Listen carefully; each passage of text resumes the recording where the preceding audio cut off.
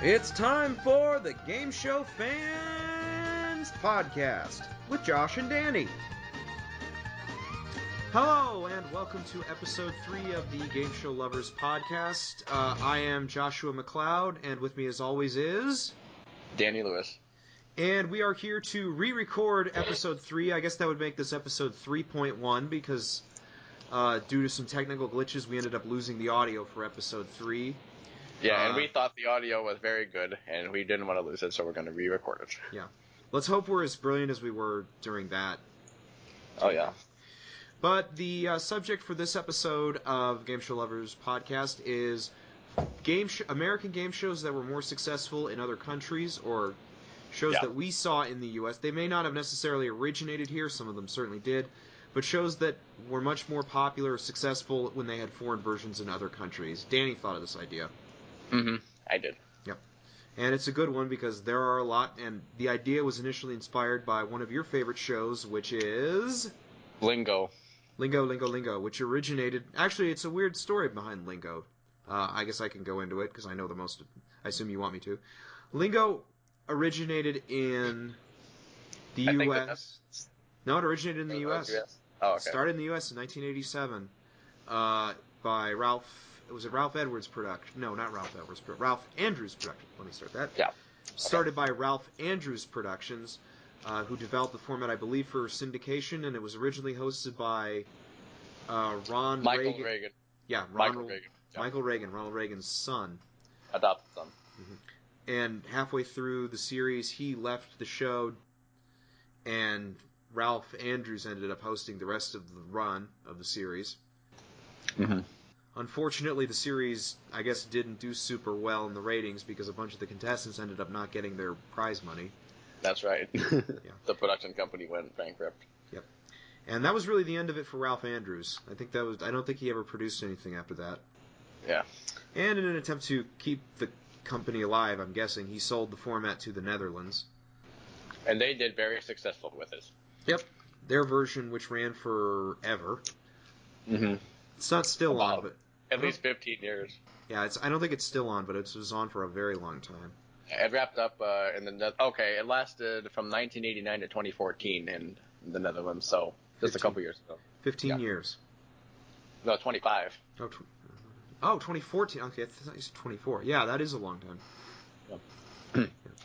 And there's not much different between... There's not much a whole lot of differences between the U.S. and Dutch version, other than the Dutch version had 7-letter puzzles, as opposed to the U.S., which had 5-letter puzzles. They didn't always have 7 letters, but, they kind of... Mm-hmm. I think towards the end, they did, 6 letters on Mondays and Wednesdays, and, maybe 7 letters on Friday, some sort of formula like that. Mm.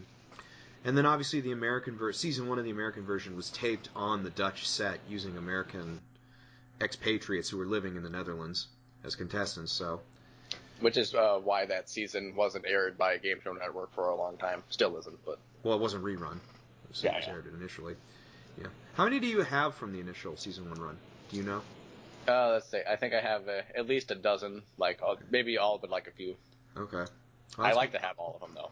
That's more than most. Yeah. I wonder... I guess if you film it in the... Well, who knows how that legally works, but... Again, the American version... As much as you love the American version with Chuck Woolery, it pales in comparison to the success of the Dutch version in terms of longevity. So yeah, good for Lingo. Good run.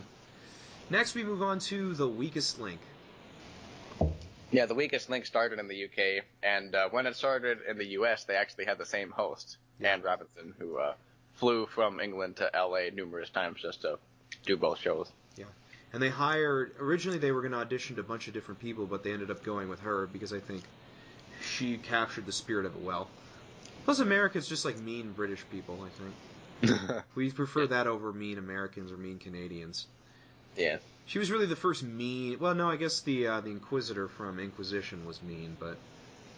Yeah, but not as much as Anne was sometimes. That's true. And the American and I think we can safely say that the American version was never that big of a... The American version was weird in that it hit really, really hard for a minute and then went away.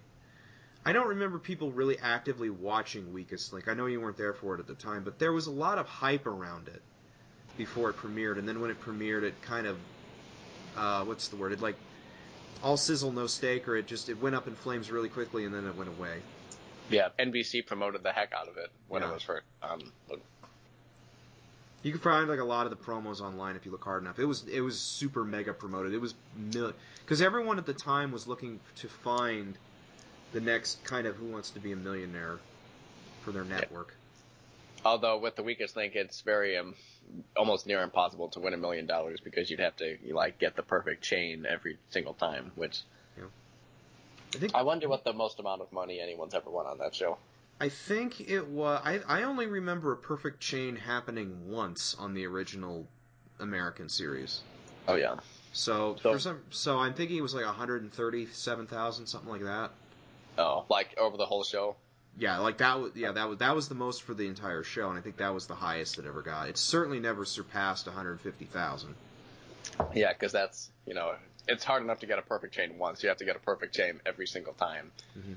I don't think I would have to look it up. That'd be an interesting thing to look up after we're done. Is what was the most the most perfect chains ever in one episode? Mm-hmm. But the British version was on, I think, from 2000 to like 2016. Like it went off pretty recently. Oh, it said 2000 to 2012, but they did do a special of it just last year. Yeah. With Ann Robinson hosting, I believe. Mm-hmm. See, that's the great thing about British TVs. They can do specials like that. We can't. We're American. By the way, we're American/Canadian. We don't get that luxury. Right. Yeah. Do you want to talk? Do you have anything else about Weakest Link before we go to Deal or No Deal?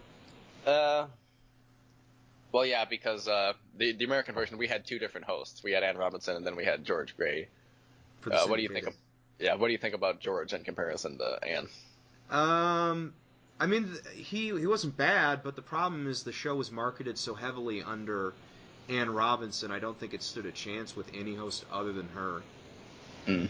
I mean, he made the. I mean, I don't think he tried to be Ann, so that's a good thing. That I don't disagree. I mean, whether he was good or not, I think it didn't matter at the end of the day. Whoever you got was going to be a letdown from who the original host was. Mm-hmm. All right. And that syndicated version only was on for like 1 year. Yeah, and the NBC was on for 2 years. And there were some episodes of the NBC version which they didn't get to air, which later on aired on either PAX or the Game Show Network. Mm-hmm. Who was the contestant to link it to? Who was the name of the contestant who was on The Weakest Link and then the next show we're going to talk about? Deal or No Deal. That's his name is Morris. Okay. And the both UK versions. Okay. And so then we get to go to Deal or No Deal. Right. Yeah. Which recently came back in the United States. Yeah, I guess. Have you watched the new version one? No, I'm gonna. No. I've watched a few episodes. I think I recorded some as well. Okay. That's not stupid. I bet someone likes it. I know. But I didn't like the. It's not that I think the new one is worse than the original. It's just I didn't like the original American version to begin with. The British version, I watched the crap out of. I love the British version, but the American version just never did it for me. Even though the show originated in the Netherlands. Was called Million Yacht. Look for the Millions or Hunt for the Millions. Hunt for Million, yeah. Yeah. But yeah, 26 box. Although Britain it was 22, right? Yes. Yeah, and we got 26. So we did have 22 on the American syndicated version though. Mm-hmm. No one ever won the top prize ever on the American version legitimately. We had the two winners, but that was during the $1 Million Mission. Mm-hmm. But we had like at least 20 people that brought the $1 million to their own taste in a normal game, and none of them had the guts to continue the game. Mm-hmm. Yeah. You know what's funny? Because I was just thinking about this recently, and I'm kind of glad we have to re-record this because this did not happen when we initially recorded this audio. Do you remember the first guy on the newest Deal or No Deal? I think so. The guy who lost like 330. The guy who. Oh yeah, that was painful. What's funny is that everyone's like, you idiot, you lost, you suck, you didn't take the money. But if he had ended up getting the 750,000, people would be saying the exact opposite. They'd be saying like, good for you, you're amazing, you won, hooray, you're so brave, blah blah blah. Yeah. This goes to show you how a coin flip can determine your fate in this world. Yeah, it kind of depends. Yeah. And also, I noticed that I don't know if you saw Cheryl Jackson's episode of Deal or No Deal. It was a very early one. in 2006. She won only $5. Mm-hmm. And then they had the son come back? Yeah, the son was a contestant on the newest version, and she came back as a supporter at the supporters bench that they have. I don't want to spoil it for you, but I will tell you he does win more than $5. So. Oh, well, that's good. I haven't seen it, but I saw it on the news. Okay. I don't think that I'm spoiling too much. He will. I assure you, he will walk out of there with more than $5. How much more? Tune in to find out. Yeah, he wins $1 more. At least. Is it possible to win $6 on Deal or No Deal? Maybe. I guess if you had like 10 and 5 or the last two, I guess the bank. 10 and 1. I think 10 and 1. It would be $6. That would be $6 total. No, I meant like if you had $1 and $10 at the last two cases, and $6 was the offer. Oh yeah, you're right. It would be 6. Yeah. Okay, yeah. Okay. I know that happened on like the syndicated version a few times where it was down to like $1 and like $40 or something. Oh god, yeah, there were a lot of people which only won like 3-digit amounts of money or less on the syndicated version. Much more than on the primetime version. Mm-hmm. But so the British version actually was on for quite some time. It was on for about 10, 11 years, I think. Mm-hmm. And I always preferred the British version just because I thought it was more tense and more fair. More fair? They didn't throw in a bunch of gimmicks. Oh, that's true. I didn't like because the gimmicks. In the UK version, you had very serious people with,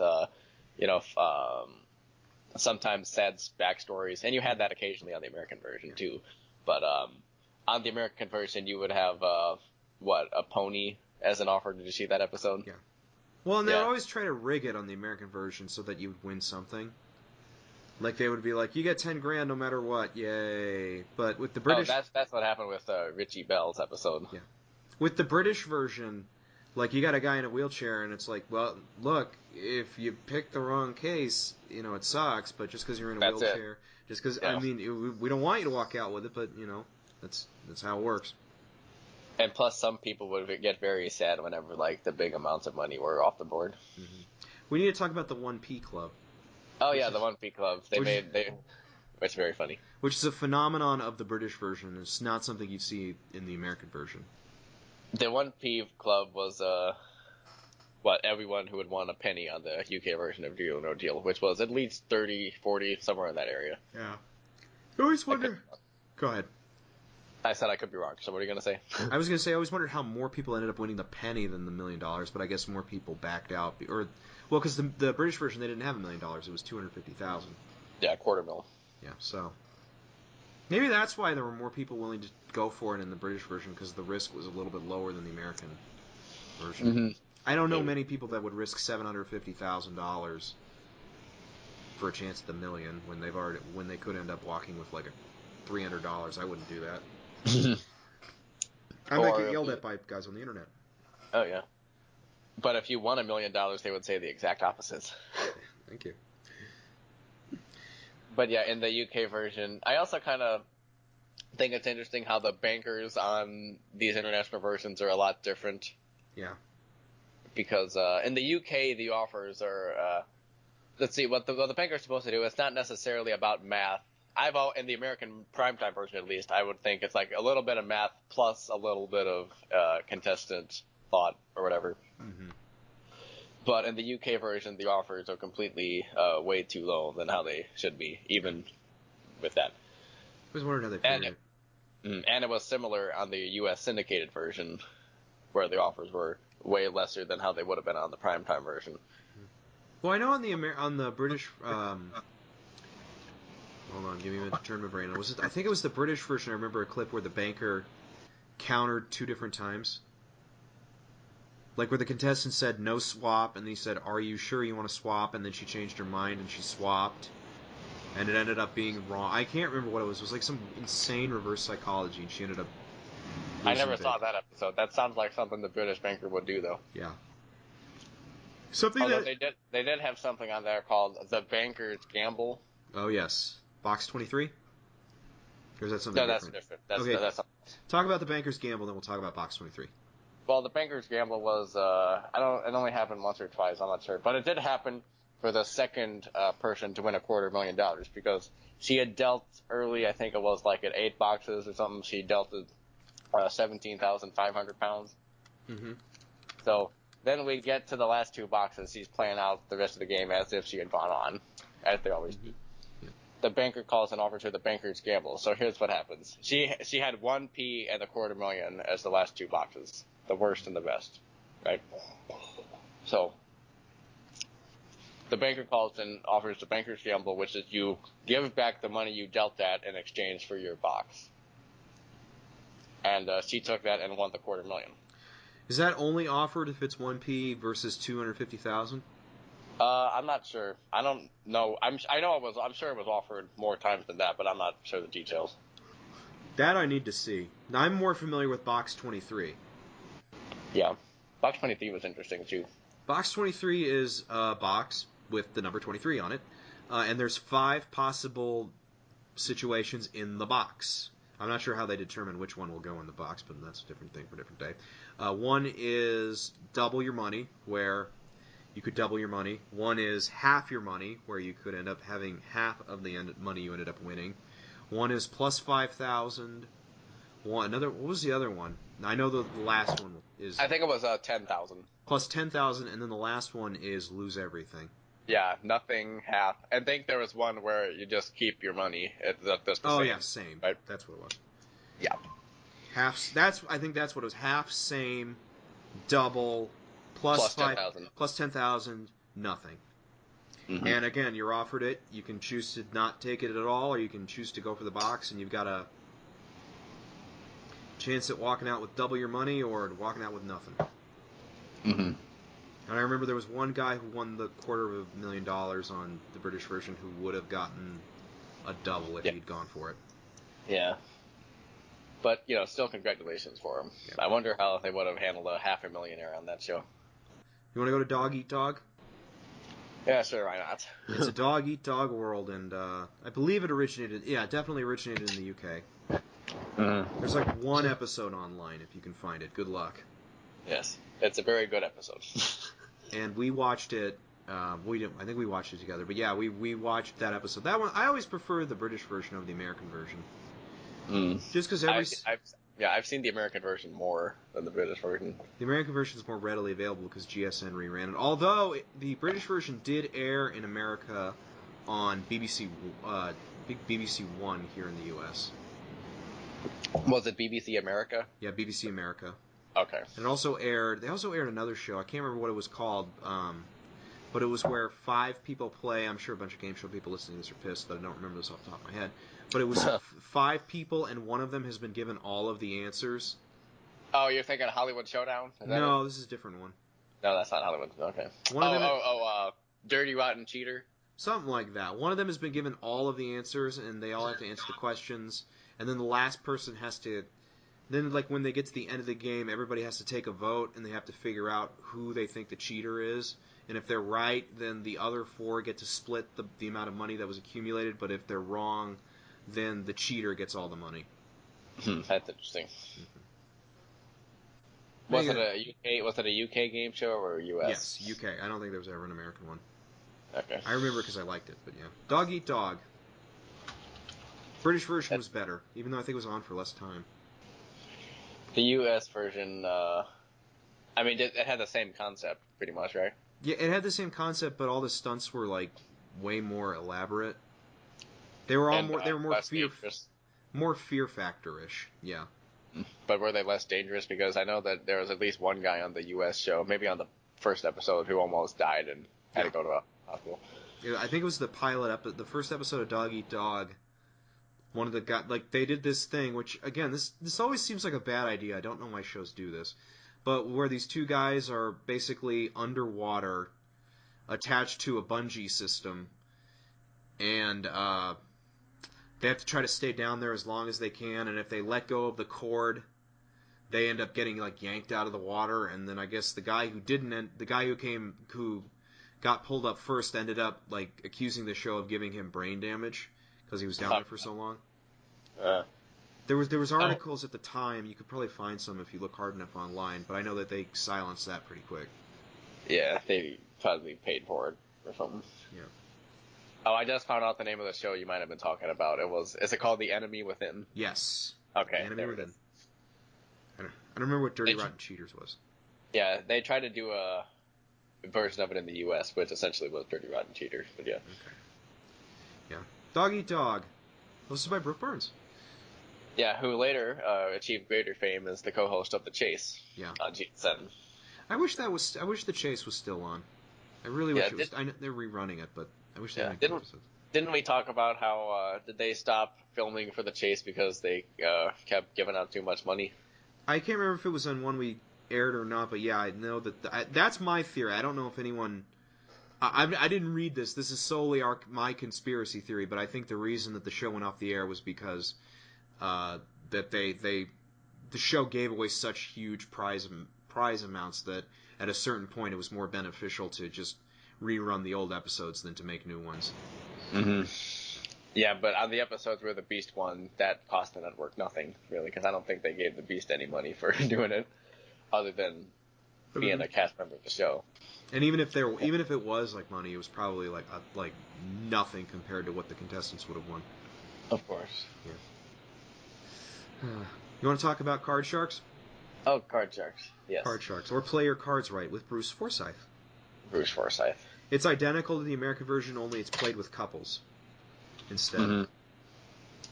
Didn't they? And Card Sharks had kids every now and then, right? The American version did. I don't think the foreign versions ever did. Oh. Maybe I'm remembering it. But yeah, it did have kids on the American version. Yeah, higher or lower guessing game with cards. And I know the British version was like super successful and super identified with Sir Bruce Forsyth. Mm-hmm. I don't think we talked about this because I don't think it was released when we discussed this, but Wink Martindale uploaded an episode from the New Zealand version of Card Sharks. Oh, really? Like a very rare episode of the New Zealand version of Play Your Cards Right. So go check that out if you can find it. That's interesting. Yeah. Bruce Forsyth hosted a few other game shows as well. He was a pretty big deal in the UK. Yeah. He was also a musician. Yes. I think it was, and he only hosted one show in the U.S. It was Hot Streak. Did you ever see Hot Streak? I think maybe once or twice, yeah. Okay. Did not do well because it was up against Price is Right. And ironically, he would end up hosting the British version of Price is Right. Right. But that was on for, I think, 5 years in the UK. Yeah. Catchphrase? Oh, Catchphrase, yeah. One of my favorites. Catchphrase, a show that was created and it ended up only being on American TV for one season. I believe it was one of the last things Art James did. One of the last shows he hosted regularly. He certainly made other things afterwards, but it was, you guessed, catchphrases based on sort of pictures. You're going to see a picture of a catchphrase in the YouTube video of this, and to give you an idea of what a catchphrase would be. Mm-hmm. And the idea was to solve these catchphrases and you'd win money. And I guess it didn't do super well here in the U.S., but it did very successful in England. Yeah, it ended up being on for like how long? 1989 to like 2013. I think it might be still running in the UK. Yeah, it was on for a long time. I know they tried making another pilot after the success of the UK version in the US, but that didn't go anywhere either. So what do you think? What do I think about? What do you think makes an American show work well overseas and not well in the US? I guess a good host, like a good game formula. Keep it more about the game and less about gimmicks. Mm-hmm. Maybe. Why do you think? I mean, I have no way of knowing why something like Catchphrase did so well in other countries, other than just, I guess it did. Yeah. You were going to say something before I interrupted you. I was going to say that most U.S. game show fans remember the UK version of Catchphrase because of a particular blooper that they've seen in many specials. Which will be in this video, or still frame of it, but the infamous Snake Charmer clip. Yes. We're not going to tell you what he's doing because we can't say that on the podcast. He's a snake. He's charming a snake. I don't get why exactly. Yeah, but it might look like something else to those dirty-minded people out there. So we'll put the link in the description. Yeah. But yeah, they aired the blooper. That's one of those bloopers that they show all the time. Someone probably gets a lot of money for that blooper, but they show that blooper everywhere.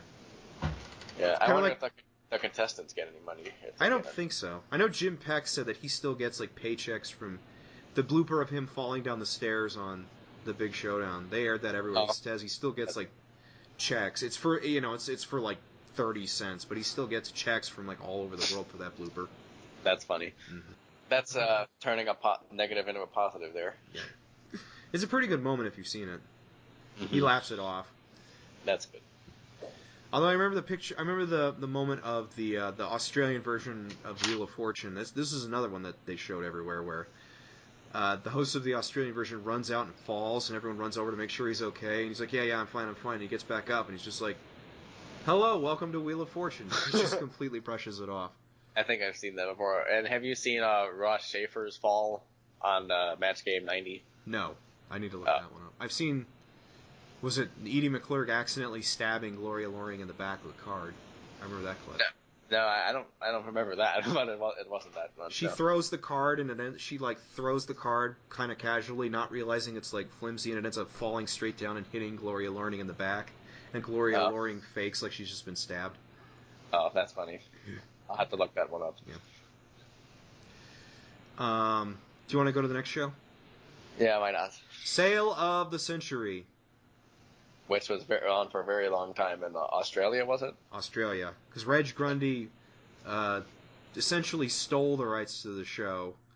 He came to America, he saw the show on TV in the 70s, brought it back to Australia, and it was on from like 1980 to, God, I think like 2000. It was on forever. That's nice. And it was on for only 3-4 years in the United States? The original version, I think, was only on for 2 years, and then... But because the Australian version was so huge, they brought it back in the 80s, but that was only on for 6 years, I think. Oh, okay. But still, it was never as big. In Australia? Yeah, it was never as big as it was in Australia. But I mean, didn't you say it was the most popular television program in Australia, not just game shows, but television at all? That was in the ballyhoo, and I'm pretty sure that's true. Because that was a big deal. There's the pitch tape that exists somewhere. You can find it online where they're pitching the Australian version for American television, and they drive that point home pretty hard. And it wouldn't surprise me if it was true. Oh, okay. Yeah, I like the U.S. version of Sale of the Century, and the Australian one was on for a long time. They're basically identical. Yeah. Surprised they didn't film the American version in Australia with American expatriates living there like they did with Lingo, but. And the American version was hosted by a Canadian. Is that right?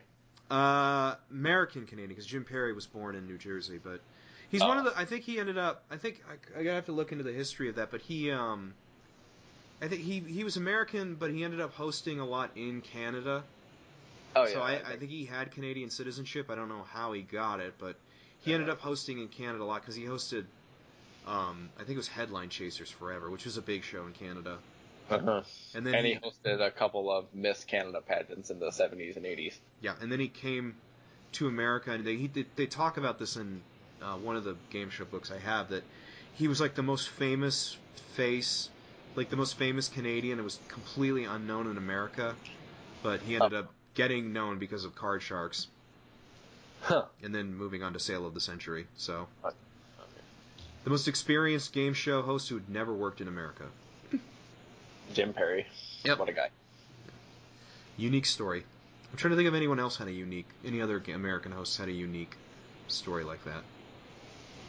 Peter Tomarken, maybe? Isn't he Canadian as well? No, he was American. Oh. He was American, but he wrote for like Esquire. He was like a fashion magazine writer. Huh. Before he ended up hosting game shows. So. Didn't know that. Yeah. And there's a couple of, it's always interesting looking up the previous occupations of game show hosts.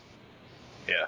Mm-hmm. Sometimes Bob Eubanks. Oh yeah, he was the manager for the Beatles. He brought them to the U.S. I don't know if I guess he did that. He managed the American tour, certainly. Mm-hmm. Too bad Bob never got to sing with them. Was Bob Eubanks a singer? I don't think he's a singer.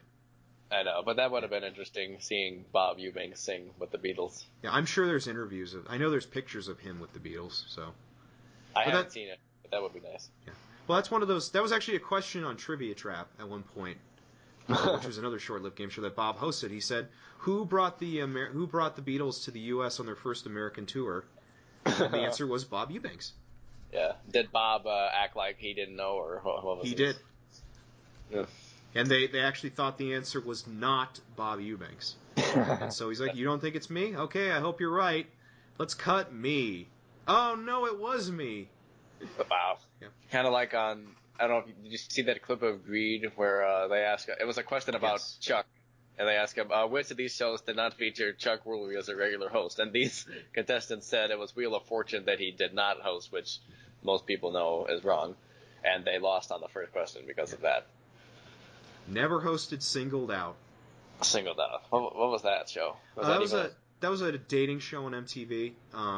Oh yeah. Okay. They would have like one guy, and then behind him were like 50 or so girls, and he would like eliminate answer based on that. So it'd be like, eliminate all of the Einsteins or eliminate all of the Biersteins, and you'd pick one, and he'd eliminate all of all the women who fell in that category. And it would basically be like a process of elimination till he was left with just one, and they ended up winning a dream date.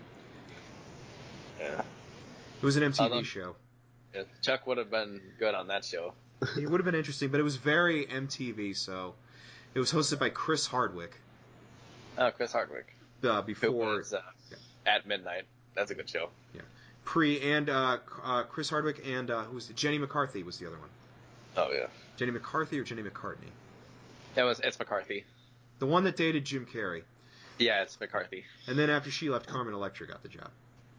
We do not recommend watching it. I don't recommend watching it. Blockbusters. It was a great American show, and it did horribly in the ratings for no reason. And Bill Cullen hosted it, and it still did terrible. Yeah. Not bad and it's one of those shows that's like, there's no reason why it didn't do well.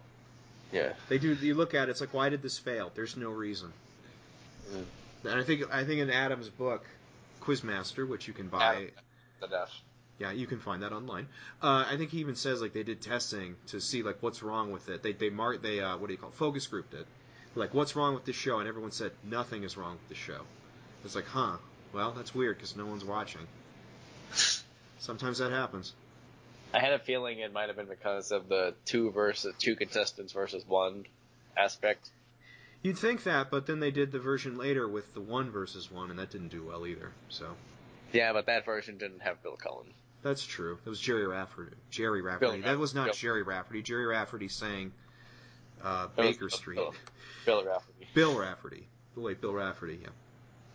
Another guy, DJ, in New York, I believe. Yeah. Bill was a good host, too, but most of the shows he hosted don't last very long. Yeah. I just realized I didn't realize this till now, both hosts were named Bill. Huh. I never noticed that before. Yeah, but the British version was hosted by Bob Holness. Who was James Bond on radio, for those who don't know. And the difference between the British version and the American version was it was still 2 versus 1, but it was kids. It was teenagers competing. Oh, okay. Mm-hmm. And that one ended up going on for like 19 series or something. Some insane number.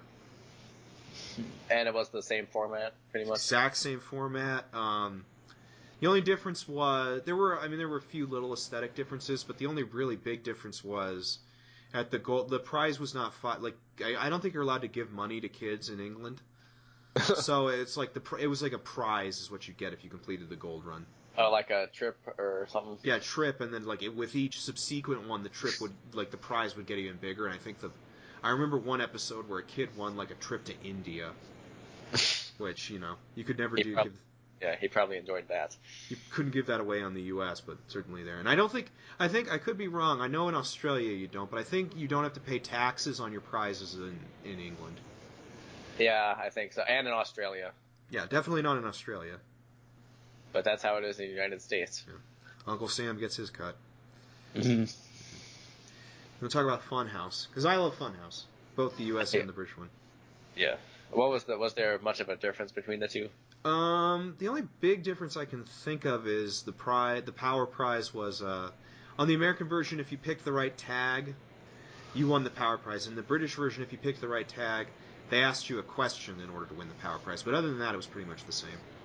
Oh, okay. You had to answer a trivia question to win the power prize, but it was usually a pretty easy question, like name 3 states in the U.S., which even kids in Britain, I think, know most of the states in the U.S.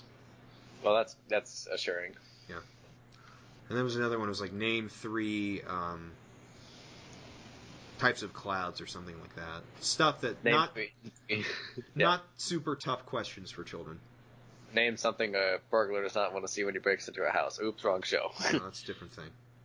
I think, by the way, off tangent, I think that may be the best moment in the history of Family Feud. Yeah. Because I think that moment was just perfect. I don't know what it is.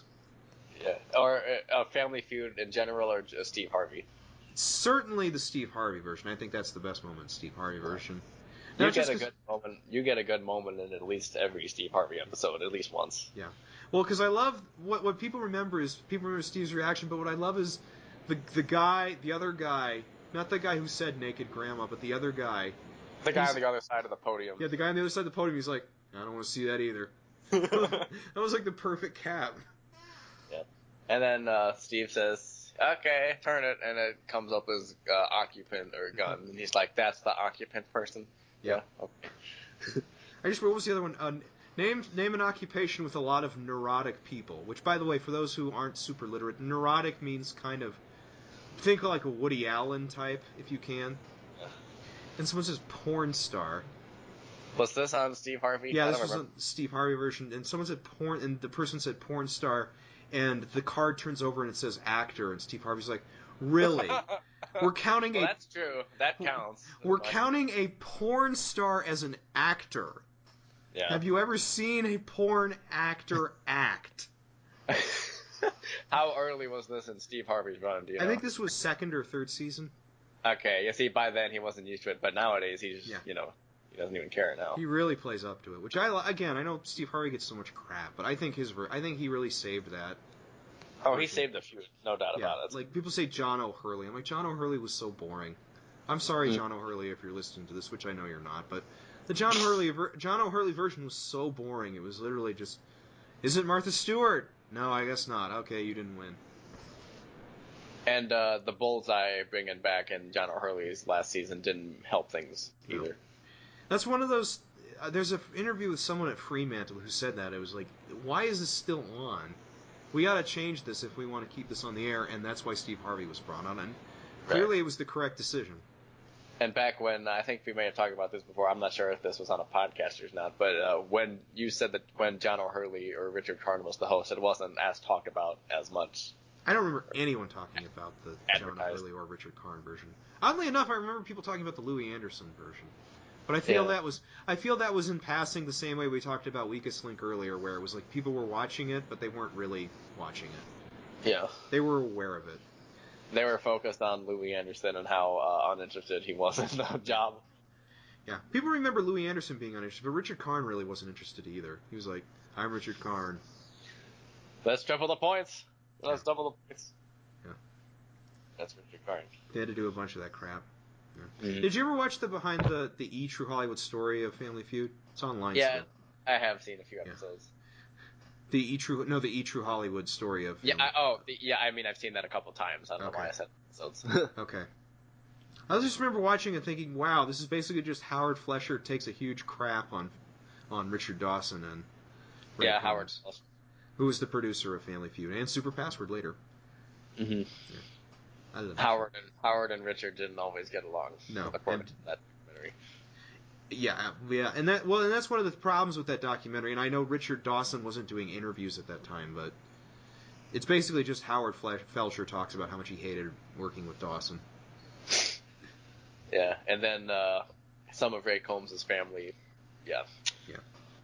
You want to talk about your favorite, or not your favorite, but one I know you're a huge fan of, the last one on our list. Right. The last one, some of you out there might not consider this a game show, but me and Josh do, so we're putting it on the list. It is Whose Line Is It Anyway? It is in the Encyclopedia of TV Game Shows, and even though it's a faux prize with folk, I don't consider it any different than a panel show, so. Oh, yeah. Yeah. When we get to... Whose Line Is It Anyway? Yeah. There's a reason why we don't talk about Survivor, because Survivor's not a game show. Reality game shows are not game shows. But we love Whose Line. Yes, we do. Both the British and the US version, the original US version. Yeah. Both versions are good for different reasons, but I think the UK version is one of those shows where it got better as it progressed. Because if you watch, for those first couple seasons are kind of I mean, it's if you watch it, you feel like this isn't Whose Line. This is just some. They're very dry. They're yeah. Very intellectual humor. I'll shut up. Let you yeah, go. it was. He had to be like kind of smarter to watch it, and plus there were some things even in later UK episodes which I don't get because they were British jokes or so. Nobby was a kids show for those who don't know. Not what you think it is. It's a kids show. It's a kids show. Yeah. Well, the British version started in 1988, and they had a lot of really big name people on the original version. Like I remember they had like Stephen Fry. Stephen Fry was on. Obviously, they had like Josie Lawrence and other people who weren't as big or well known. I remember they had John Sessions, who was pretty well known at the time. He was sort of the driving force behind the first few years of the show. Yeah, he was a regular in the first season, but I remember like in like a second or third season episode they did a world's worst person to be in an elevator with it, Paul Merton. You know who that is, I'm sure. He stepped down and said, "Hello, my name's John Sessions."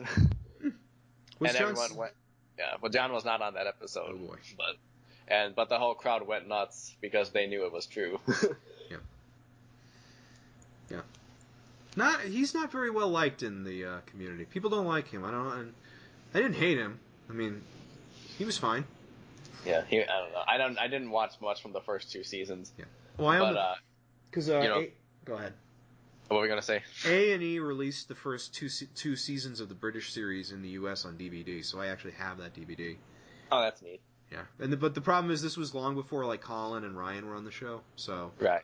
So if you're a Whose Line fan of the U.S., I'd recommend not watching the first couple seasons of the British version, at least until you've watched the later ones. Well, from what I've heard, BBC America I think only aired like seasons 6 through 10 of the British series, because that was by that point Colin and Ryan were in most, if not all, of those episodes. They certainly weren't in most of the early episodes. They would have the occasional appearance in one or two, but it's really not. Ryan and Colin became like semi-regulars in season 4 or 5. Yeah, season 5 probably.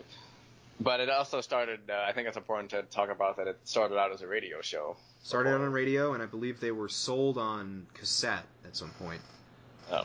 The British version. It was only on for 6 episodes on BBC Radio.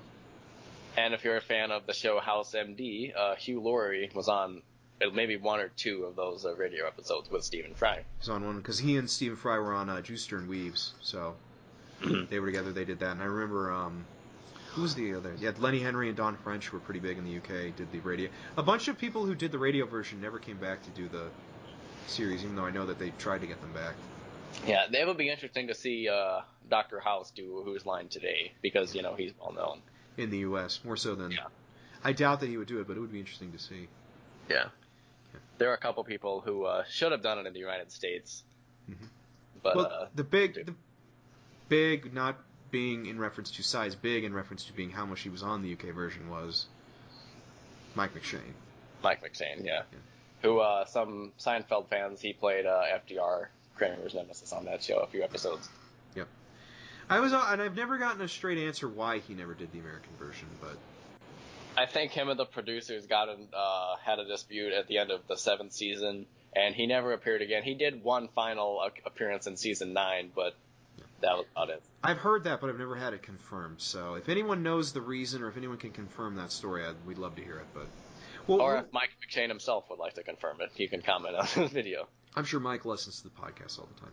Oh yeah. Were there any British ones specifically from the British series who really only did the British series who you wish had done the American one? Well, I know Josie Lawrence did the U.S. version only once, and that was pretty good. Tony Slattery, he would be good for the U.S., but he'd be too naughty. I think because he quit after season 7 too, and I think I heard that he wasn't doing. He had a mental breakdown. Yeah, he wasn't doing super well around 1998, so there may have been another reason why he didn't do it, but yeah. Not Stephen Fry, the other one, Stephen Frost, guy with the huge eyebrows. He's pretty funny. He's really good. I liked him. And then when they did the final season they did in the U.S. They had a bunch of American kind of one time. Yeah, that one of those was Phil LaMarr from Mad TV. Mm-hmm. Phil LaMarr. He never did the U.S. version, although he would have been good. But I read one of the comments on the UK version was that, I don't know if it's true or not, but this guy says he saw Philomar and asked him, oh, how come you didn't do Whose Line? And Phil said the producers liked Wayne better. Mm-hmm. They definitely liked Wayne. There's a lot of evidence to back that up, that Wayne was very much liked by the producers. Mm-hmm. Patrick Bristow did the British version. I think he did he did the US version, but I think that didn't air for years. Yeah, it didn't air until 2005 because it was one of ABC Family's like throwaway burn-off episodes which they made. Yeah, and I remember Deborah Wilson from Mad TV did it, and Catherine O'Hara from SCTV did an episode, and this is a bunch of people you wouldn't associate with doing they did improv, but you wouldn't think would be doing it. But a bunch of people who never did the American series. Mm-hmm. Yeah. I wonder what Drew Carey thinks of Clive Anderson, or vice versa. I know that they only really referenced Clive once on the American series. I remember that. Do you know what I'm talking about? Yes, I do. I've seen that clip. Okay. What happened was, I think Drew called Chip Brad or something, or he called Wayne Brad, mm-hmm. and it was Wayne and Chip, and then Ryan said, "Hey, it's okay. Clive's allowed to make mistakes." Yeah. And they all laughed because they all knew who Clive was. Yeah. Because they all did. So. I love the moments. We didn't get it as much in the U.S., but the Greg Proops versus Clive Anderson moments. I think there's a montage online you can find that. There's a few good Greg versus Drew moments. Those are pretty funny. Yeah. But I guess that wraps it up. Is there anything you want to say about Whose Line? Yeah, let's talk about some of our favorite games from Whose Line. Favorite game? Again, my favorite ones are ones that were almost also exclusive to the U.S. So I love Three-Headed Broadway Star. Mm-hmm. I mean, Scenes from a Hat's a classic. The American version more so than the British one. Yeah. I guess British version would be a good game from the British version. The Secret, that's one I like from the British version. I think my favorite game of all time might be Hoedown. Hoedown's the song that refuses to die. And I was going to say that Stephen Frost, yeah, he's pretty funny, but he sucked at Hoedowns, if you ever watched that. I haven't. I remember, there was one like George Wendt who didn't even try. Oh, yeah, George Wendt. He would have done good on the U.S. version, but he's not really an improv guy. He's more of an actor. Mm-hmm. But, yeah, he did a space travel Hoedown, and he did, 2 lines, and then he just says, hey, dance break, and then just starts dancing, and then it goes to Colin. Mm-hmm. And then Colin, because we're going to put this picture in, so I really want to get this in there. Like, he never did this on the American version, but he did this a lot on the British version, where he would do a Hoedown, and then halfway through he would die. Yeah, there was a couple times he fainted. There was one time where he just stopped talking and then just danced in position for the rest of the verse for the instrument. I remember there's one time he won the lottery Hoedown. He's like, halfway through, he's like, I don't need to do this. I won the lottery. I'm rich. I can do what I want. Yeah. And that was in both, I don't know but every season in the UK, they would have like 2 compilation shows of material they couldn't use. Mm-hmm. Sometimes they would just have like a extra bits montage, so they wouldn't show the whole game. It was like maybe 20-second snippets. Yeah. And in one of those, it was a Hoedown about gambling, and Colin says, I won the lottery. I got myself a ticket. I don't know. And then he says, I'm rich. I can do what I want. And then he basically did the same thing in the lottery Hoedown in the United States years later. I don't remember him ever doing that in the U.S. I remember him. No. They did 2 different lottery Hoedowns in the U.S., but like they were from the same taping, but they just like shot 2. I'm going to look that up after we're done recording, because I want to hear that. Pretty good. Favorite? Yeah. So yay for the Hoedown. As much as they didn't enjoy doing it, we loved watching their pain. Yes. Yeah. I know there's one blooper that I loved where it's Josie Lawrence, or that she has to rap about fish. And and she can't rap, she can't come up with anything, and Clive starts to rap for her. Yeah, Clive, I wonder why Clive never participated in the games, and they had Drew do that on the U.S. version. Drew, I think with that, they wanted to make that the prize, because in the American series, originally they didn't read the credits. And so they needed the prize. The prize is you get to do something with Drew. Yeah, he said, then the winner gets to do something with me after the show. And the loser has to report it to the Inquirer. Yeah. Mm-hmm. Well, in some cases, I mean, in the UK, the prize for the winner was just to read the credits in a certain way. Yeah, that was always the prize, except the pilot. Oh, yeah. And then they because originally they didn't read the credits, and then in the American version, they're like, okay, fine, you can read the credits. The first The series, best film. the first season of the American series, they didn't read the credits. If you've seen it. Yeah. Do you have the DVD? I'm gonna ask this maybe more of an off-camera question. Do you have the DVD for Who's Line in the American one? I do. Yeah, of season 1. Yeah. Yeah, I think I do. Okay.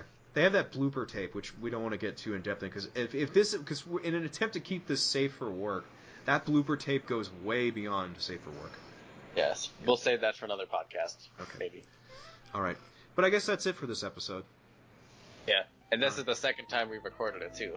Okay. So the first thing we're gonna do when we get done is make sure that it recorded properly, and if it didn't, then we're gonna be really pissed. Yes. Okay. But I'm Josh McLeod.